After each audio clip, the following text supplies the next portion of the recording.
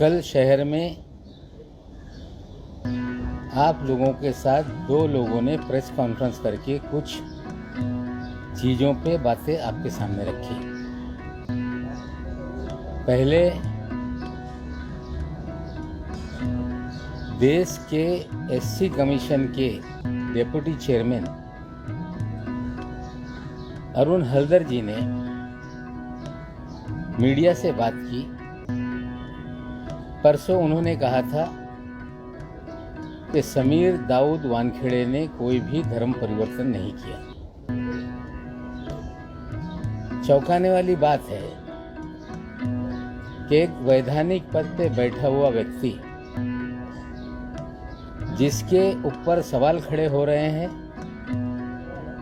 कि मुस्लिम होते हुए फर्जीवाड़ा करके फर्जी दस्तावेज पर शेड्यूल कास्ट का सर्टिफिकेट बना के सरकारी नौकरी हासिल करने का काम किया। अरुण हल्दर जी एक वैधानिक पद पे बैठकर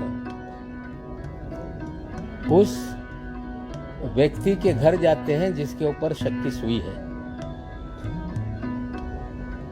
उनके घर पे जाकर कागजात उलट पुलट कर देखते हैं और क्लीन चिट दे देते हैं कि दस्तावेज सही है। उसके बाद देश के सोशल जस्टिस राज्य मंत्री जिनके पास सोशल जस्टिस विभाग की जिम्मेदारी है, जिनका काम है जो देश में उदित करते हैं और जिसने फर्जीवाड़ा करके सर्टिफिकेट लिया उसका समर्थन करते हैं, ये दुर्भाग्यपूर्ण है। अरुण हल्दर जी भारतीय जनता पार्टी के नेता होंगे, लेकिन उन्हें समझना पड़ेगा कि एससी कमीशन की क्या जिम्मेदारी है, क्या दायित्व है, उसकी कार्य प्रणाली क्या है, जिस पद पर वो बैठे हैं उनका आचरण कैसा होना चाहिए। हमें लगता है सारी मर्यादाओं को वो लांघ रहे हैं। जनरली होता है कि कोई व्यक्ति उस पे अन्याय हो तो वो अपनी शिकायत कमीशन के पास दर्ज कराए और कमीशन उस पे जानकारी जुटाए और उसके बाद रिपोर्ट तैयार करके जांच करनी है तो किसी भी व्यक्ति को, संस्था को अपने जो उन्हें सिविल कोर्ट के अधिकार हैं उसमें सम्मन करके उसकी सुनवाई कर सकते हैं और अपनी रिपोर्ट विस्तृत रूप से तैयार करके वो सोशल जस्टिस डिपार्टमेंट को भेज देते हैं और सिफारिश करते हैं कि क्या सरकार करे और पार्लियामेंट के पटल पर वो रिपोर्ट रखी जाती है। ये कार्यशैली और कार्यप्रणाली है। जहां तक किसी का सर्टिफिकेट फर्जी है उसे जांचने का, उसे प्रमाणित करने का अधिकार शेड्यूल कास्ट कमीशन को नहीं है। देश में के रामास्वामी जो सुप्रीम कोर्ट के जज थे, 1994 में उन्होंने एक ऑर्डर पास किया। जब देश में फर्जी सर्टिफिकेट की बाढ़ आ गई तो उन्होंने एक आदेश पारित किया कि देश में हर जिले में जो सर्टिफिकेट फर्जी हैं उनकी जांच करने के लिए एक कमेटी का गठन किया जाए। उस कमेटी की अध्यक्षता ज्वाइंट सेक्रेटरी लेवल के ज्वाइंट सेक्रेटरी या उस लेवल का अधिकारी उसकी अध्यक्षता करे। उसमें सोशल जस्टिस डिपार्टमेंट का जो डायरेक्टरेट है उसका एक अधिकारी हो, पुलिस का एक अधिकारी हो और जो भी शिकायत आए उस शिकायत को कौशी जुडिशियल अधिकार, उन्हें न्यायालय के अधिकार दिए गए वो न्यायालय के अधिकार के तहत सारी जांच प्रक्रिया को करें और उसके बाद उस पर निर्णय लें। अगर वो निर्णय किसी को मंजूर नहीं तो सीधे वो हाईकोर्ट में अपील में जा सकता है। हाईकोर्ट का निर्णय उसे मंजूर नहीं तो सुप्रीम कोर्ट तक जा सकता है। लेकिन एससी कमीशन को ये सारे अधिकार नहीं है, ये लोगों को समझना पड़ेगा। अरुण हल्दर जी का व्यवहार किया और वहां पे मीडिया से संवाद करना, मीडिया के जरिए पूरे चित्रीकरण कराना, हमें लगता है ये बहुत सारे सवाल खड़ा कर रहा है। इतनी जल्दबाजी उनको क्या है? क्यों इस तरह का आचरण वो अपना दिखा रहे हैं? क्या एक वैधानिक पद पे बैठा हुआ व्यक्ति इस तरह के आचरण रख सकता है? ये सारी चीजों पासेगी और हम अपनी बात रखेंगे। वानखेड़े साहब को भी बुलाया जाएगा। हमें पूरा विश्वास है कि जो फर्जीवाड़ा हुआ है उस फर्जीवाड़ा पे जांच के बाद मोहर लगेगी और एक बार मोहर लग गई कि सर्टिफिकेट जाली है तो उसी कानून में ये स्पष्ट है कि सर्टिफिकेट के आधार पे जो भी फायदे लिए गए, चाहे वो नौकरी हो, एडमिशन हो या और भी कोई चुनाव हो, वो सारे तात्काल रूप से रद्द किए जाते हैं। जो भी लाभ लिया होगा वो वसूल किया जाता है और उसी के तहत प्रोविज़न है कि फौजदारी मुकदमा करके 2 साल से 7 साल तक की सज़ा होती है। हम इस मामले को जो भी फोरम है, हमारा वैलिडिटी कमेटी जिसे जांच पड़तालनी समिति महाराष्ट्र में कहते हैं, वहाँ पे ये मामला ले जाएंगे। साथियों, और एक विषय बहुत गंभीर है। पिछले 9 महीने से जब से हमारे दामाद को नाजायज तरीके से फंसाया गया, 8.5 महीना जेल में रहकर आया और 12 अक्टूबर को कोर्ट के आदेश में स्पष्ट हो गया कि धाराएं गलत तरीके से लगाई गई और हम उसको लेके हाई कोर्ट में मामला निरस्त करने के लिए जाएंगे। आगे कानूनी लड़ाई है, वो लड़ेंगे। लेकिन पिछले लगभग 10 महीने से भारतीय जनता पार्टी के सभी नेता, नवाब मलिक ड्रग के कारोबार से जुड़ा हुआ है, उनका दामाद जेल में है और कोई ऐसा नेता नहीं था जिसने इस तरह के बयान नहीं दिए। लेकिन बहुत सारे नेता ऐसे हैं महाराष्ट्र में भारतीय जनता पार्टी के जिनका ड्रग के कारोबारियों से घनिष्ठ रिश्ते हैं। आज सभी नामों की चर्चा नहीं होगी, लेकिन मैं आपको बता दूं कि एक व्यक्ति है जयदीप राणा। मैंने अपने ट्विटर पे उसका फोटो डाला है और आज मुंबई तक जो इंडिया टुडे ग्रुप का एक मराठी का वेब चैनल है, उस पे भी खबर आई है। एक वर्मा नाम के व्यक्ति ने सारी जानकारी उसमें रखी है। हम बताना चाहते हैं देश को कि जयदीप राणा जेल में बंद है। जो दिल्ली का केस है 8/40 DZU 2020 का, हम देश के राष्ट्रपति को शिकायत करेंगे, सोशल जस्टिस मंत्री को भी शिकायत करेंगे कि जिस पद पे आपने व्यक्ति को बिठाया, वो जो कौशी जुडिशियल अधिकार है किसी संस्था का जिसे सुप्रीम कोर्ट के आदेश पे बनाया गया, उन अधिकारों को अपने अधिकार में ले रहा है। इससे बड़ा ब्रीच कुछ हो नहीं सकता।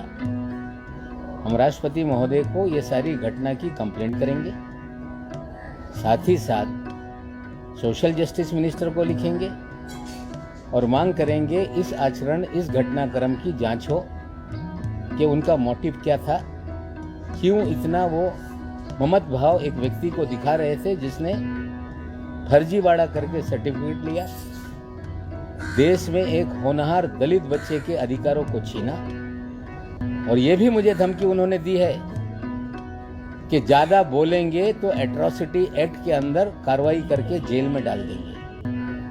हमें लगता है कुछ ज्यादा वे बोलते हैं। सवाल खड़ा है कि जो व्यक्ति दलित ही नहीं, उसको लेके आप डराने का मुझे काम करते हैं। हमें लगता है कि हमारा भी राजनीतिक अनुभव है। सभी व्यक्तियों को मर्यादा में रहना चाहिए, अपने पद की गरिमा संभालनी चाहिए और साथ ही साथ दूसरे के अधिकारों को कहीं भी हनन करने की कोई भी कोशिश नहीं होनी चाहिए। हम इसकी कंप्लेंट करेंगे।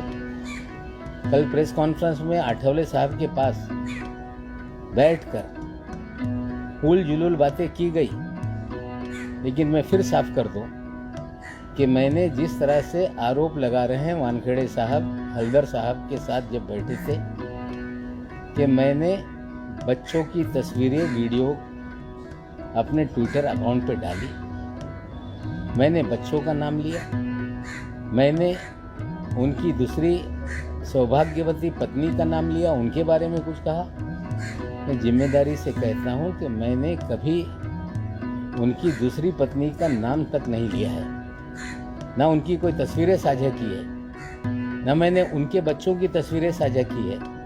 हमें लगता है कि अगर झूठ ही बोलना है तो ढंग से बोलिए, कम से कम लोगों को समझ में आए कि आप झूठ नहीं बोल रहे हैं। और मैं आज फिर कायम हूँ अपने बात पे कि जिस तरह से फर्जीवाड़ा करके सर्टिफिकेट समीर दाऊद वानखेड़े ने बनाया, उसकी कौशी जुडिशियल अथॉरिटी महाराष्ट्र के जिला अधिकारी जहाँ से मुंबई शहर से सर्टिफिकेट जारी हुआ, उसका जो स्क्रूटनी कमेटी बनी है, हम उसकी शिकायत उस कमेटी के सामने करेंगे और निश्चित रूप से कमेटी जांच करेगी, चाहे एनसीबी हो।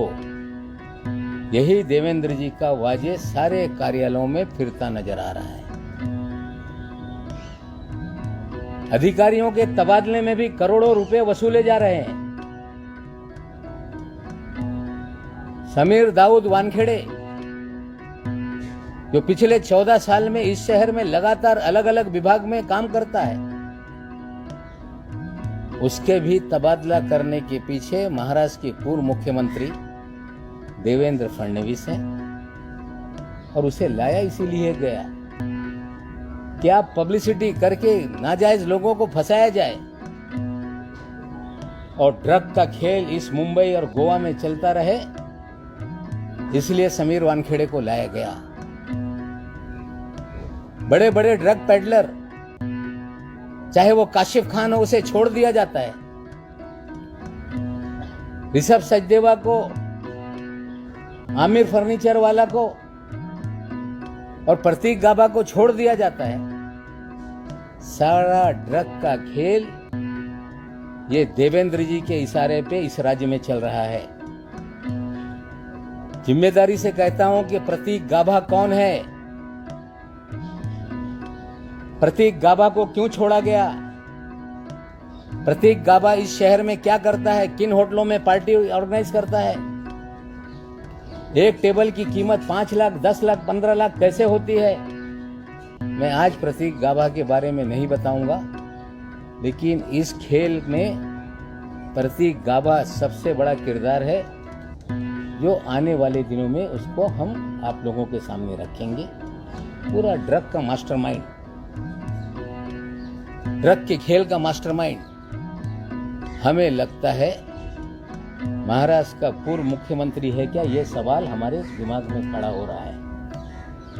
क्यों नीरज गुंडे जाकर बैठता है, क्यों बीजेपी के लोग छूट जाते हैं और ये कह देना कि मेरा कोई संबंध नहीं, यही कहेंगे कि हमें पता नहीं था, पता था। आपके नाक के नीचे ड्रग का धंधा चलता रहा। कई ऐसी तस्वीरें हम आगे लाएंगे जो ड्रग पेडलर हैं, जो भारतीय जनता पार्टी में हैं, थे, वो सारी चीजों को धीरे धीरे खोलेंगे। आपके मन में कोई सवाल होगा तो उसका मैं जवाब देने के लिए तैयार हूँ। सर, आप डायरेक्टली नाम बोल रहे हैं कि देवेंद्र फडणवीस ड्रग्स का काम करते थे, उनकी शाह पे सब कुछ हो रहा है। उनके संरक्षण में ड्रग का धंधा चल रहा है, चल रहा था।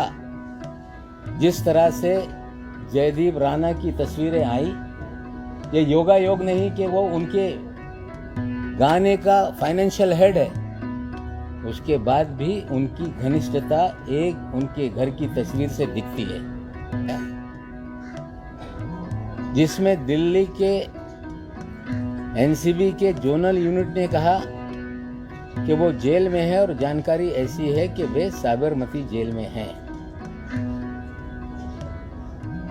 ड्रग ट्रैफिकिंग के केस में गिरफ्तारी हुई है, लेकिन उनके रिश्ते महाराष्ट्र के पूर्व मुख्यमंत्री श्री देवेंद्र फडणवीस जी से भी हैं। आपको बता दें कि महाराष्ट्र में जब वे मुख्यमंत्री थे, मुख्यमंत्री रहते समय उनकी पत्नी ने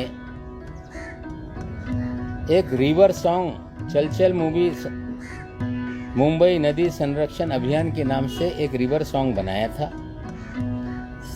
उसमें सोनू निगम जी ने गाना गाया था और देवेंद्र जी की पत्नी ने भी गाना गाया था। उसमें देवेंद्र फडणवीस जी ने भी अभिनय किया था और साथ में मुनगंटीवार जी ने भी अभिनय किया था। मैं थोड़ा आपको दिखा देता हूँ और बाद में आपसे शेयर कर लूँगा।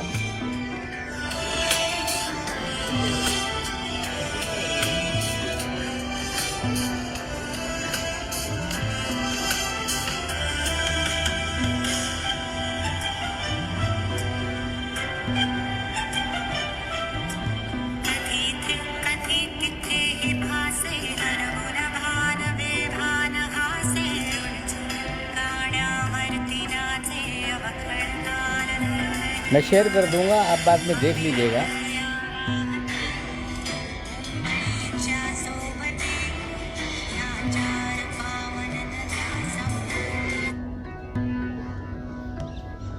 गाना गाती हैं, अच्छी बात है। नदियों को लेकर गाना गाएं, अच्छी बात है। सोनू निगम जी के साथ अभिनय करें, अच्छी बात है। देवेंद्र जी अभिनेता बन जाएं, अच्छी बात है। मुनगंटीवार जी अभिनेता बन जाए, अच्छी बात है। डायरेक्टर उसके सचिन गुप्ता थे। Singer Amruta Fadnavis and Sonu Nigam. उसको म्यूजिक दिया था, जो गाना लिखा था वो अभिजीत जोशी जी ने। क्रिएटिव हेड उसके मनीष खानका थे और उसके फाइनेंस हेड जयदीप राणा जी थे। ये कह देना कि सार्वजनिक जीवन में कौन किसके साथ, कहता हूं कि प्रतीक गाभा कौन है, प्रतीक गाभा को क्यों छोड़ा गया, प्रतीक गाभा इस शहर में क्या करता है, किन होटलों में पार्टी ऑर्गेनाइज करता है। एक टेबल की कीमत 5 लाख, 10 लाख, 15 लाख कैसे होती है। मैं आज प्रतीक गाभा के बारे में नहीं बताऊंगा, लेकिन इस खेल में प्रतीक गाभा सबसे बड़ा किरदार है, जो आने वाले दिनों में उसको हम आप लोगों के सामने रखेंगे। पूरा ड्रग का मास्टरमाइंड, ड्रग के खेल का मास्टरमाइंड। हमें लगता है महाराष्ट्र का पूर्व मुख्यमंत्री है क्या, यह सवाल हमारे दिमाग में खड़ा हो रहा है। क्यों नीरज गुंडे जाकर बैठता है, क्यों बीजेपी के लोग छूट जाते हैं और ये कह देना कि मेरा कोई संबंध नहीं, यही कहेंगे कि हमें पता नहीं था, पता था। आपके नाक के नीचे ड्रग का धंधा चलता रहा। कई ऐसी तस्वीरें हम आगे लाएंगे जो ड्रग पेडलर हैं, जो भारतीय जनता पार्टी में हैं, थे, वो सारी चीजों को धीरे धीरे खोलेंगे। आपके मन में कोई सवाल होगा तो उसका मैं जवाब देने के लिए तैयार हूँ। सर, आप डायरेक्टली नाम बोल रहे हैं कि देवेंद्र फडणवीस ड्रग्स का काम करते हैं, तो उनकी शाह पे सब कुछ हो रहा है। उनके संरक्षण में ड्रग का धंधा चल रहा है, चल रहा था। जिस तरह से जयदीप राणा की तस्वीरें आई, ये योगा योग नहीं कि वो उनके गाने का फाइनेंशियल हेड है, उसके बाद भी उनकी घनिष्ठता एक उनके घर की तस्वीर से दिखती है। जो देवेंद्र जी का वजह है वो लगातार एनसीबी ऑफिस में बैठता है। पूरा ड्रग का खेल कहीं ना कहीं देवेंद्र जी के आशीर्वाद से महाराष्ट्र में चल रहा था, ये स्पष्ट है। और हमें लगता है, हम मांग करते हैं कि जिस तरह से लगातार हाई कोर्ट में लोग जा रहे हैं कि इसकी सीबीआई जांच हो, सुप्रीम कोर्ट में एक पीआईएल दाखिल किया गया, नवाब मलिक को बोलने से रोका जाए, मामला जो मुंबई पुलिस जांच कर रही है उसे निकाल लिया जाए। मुंबई पुलिस ये ड्रग की जांच नहीं कर रही है, मुंबई पुलिस जांच कर रही है एक्सटॉर्शन की, मुंबई पुलिस जांच कर रही है किडनैपिंग की।